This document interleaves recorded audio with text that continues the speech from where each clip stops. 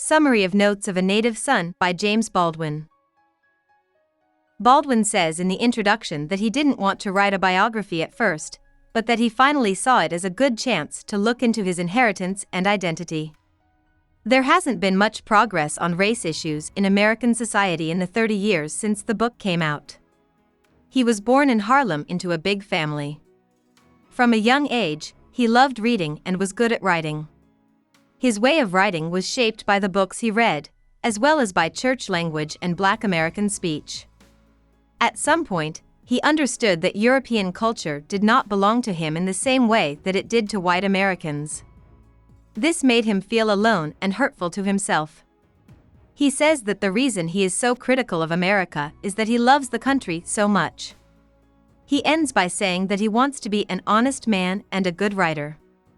In Everybody's Protest novel, Baldwin says that Uncle Tom's Cabin by Harriet Beecher Stowe makes morals sound too simple. He says that this makes it a bad story, more like a pamphlet than a book. In real life, people are a lot more complicated than the figures Stowe writes about in her books. Baldwin says that protest books repeat the harsh conditions in society because they don't touch on reality. Baldwin says at the start of the next piece, Many Thousands Gone, that white people have refused to listen to the stories of Black Americans. Black people are thought of by white people in terms of numbers and images. Still, because Black people and white people live together, Black people understand white people better than white people understand themselves. Baldwin says that Native Son by Richard Wright is praised as the best book about Black Americans ever written. But Baldwin says that the book is flawed because it doesn't show how Black people interact with each other properly and because its main character, Bigger Thomas, is redeemed by good white people. In this way, the book supports the racist idea that Black people need to become white in order to be human. Baldwin criticizes the film Carmen Jones, which is based on the French musical Carmen from the 1800s and has an all-Black cast.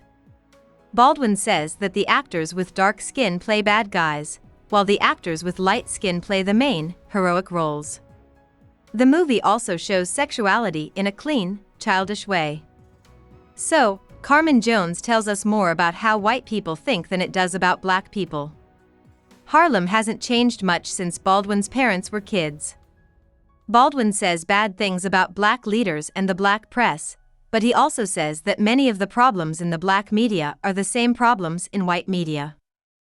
Noting that African Americans are often very religious and that Black people and Jews should be close because they have both been persecuted and been poor, he says that these two groups are still wary and prejudiced against each other. In Journey to Atlanta, Baldwin writes about how Black Americans don't believe politicians because they never keep the promises they make to Black neighborhoods. Baldwin's brother David recently told Baldwin's brother Nicky all about the trip they took with the singing quartet they are in. The quartet was asked to perform on a progressive party tour of Atlanta. The group was meant to play at churches, and then some of the members would talk to the people there. For some reason, though, the group was forced to do campaign work for which they were not paid. After some time, the group tried to hold an event where they could sing and make money, but Mrs. Ward, a white member of the party, sent Black cops to stop them.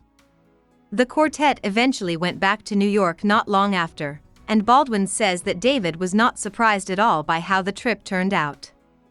Baldwin's dad died in 1943, and the essay Notes of a Native Son starts with that event. Baldwin was buried on his birthday, which was also the day of a racial riot in Harlem. His father Baldwin didn't know his own birthday.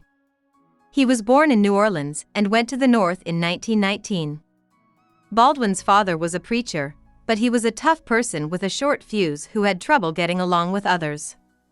His anxiety made him sick, and he died after refusing food that he thought was poisoned and getting tuberculosis. When Baldwin was young, one of his teachers became interested in him and helped him and his family. Baldwin's father didn't like this idea because the teacher was white, so he didn't trust her. Baldwin was turned away from a New Jersey restaurant for white people right before his father died. He got so angry that he threw a glass of water at the white waiter. Something about the event upset him, and he started to worry that his anger could kill him. Baldwin realized again that he had been hanging on to his anger toward his father in order to avoid facing the pain of losing him while visiting him while he was sick. Baldwin has a quick happy memory of his father when he hears one of his favorite songs played at the funeral.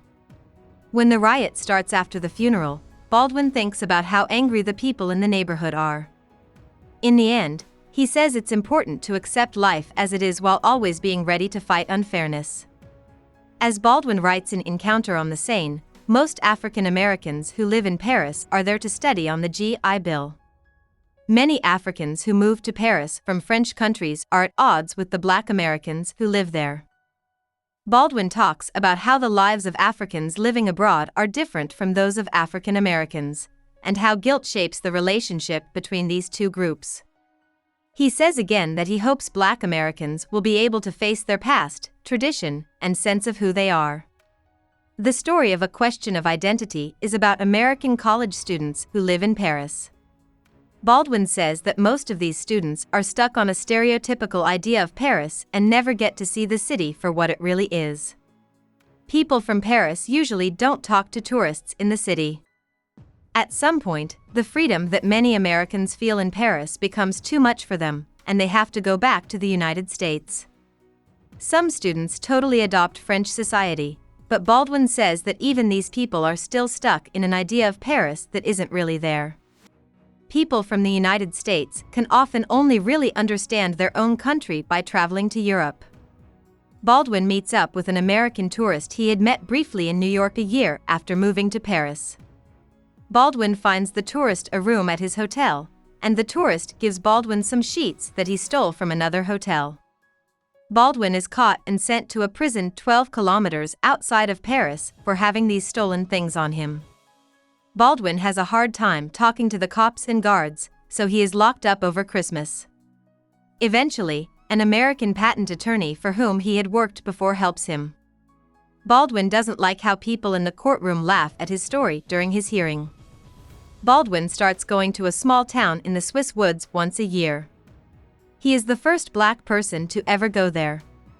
Little kids in the town yell "Nègre" "Nègre" at him as he goes by, and other people touch him because they are interested.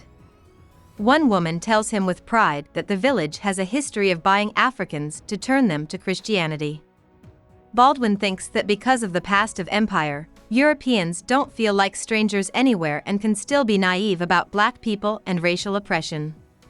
In contrast to what most people think, he says, American ideals didn't come from the US but from Europe. The most important of these ideals is white dominance. Although it is clear that this is not possible, white Americans still want to go back to a time of innocence when there were no Black people.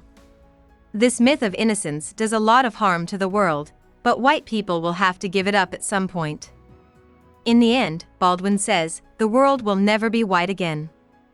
About the author. James Baldwin was born in Harlem in 1924, during the Harlem Renaissance. His family was very poor, and his stepfather, whom he calls father in Notes of a Native Son, was violent and mean to him. Baldwin began to understand that he was gay when he was a teenager.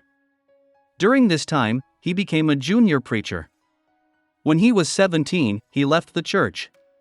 He moved to Paris when he was 24 years old, leaving the United States.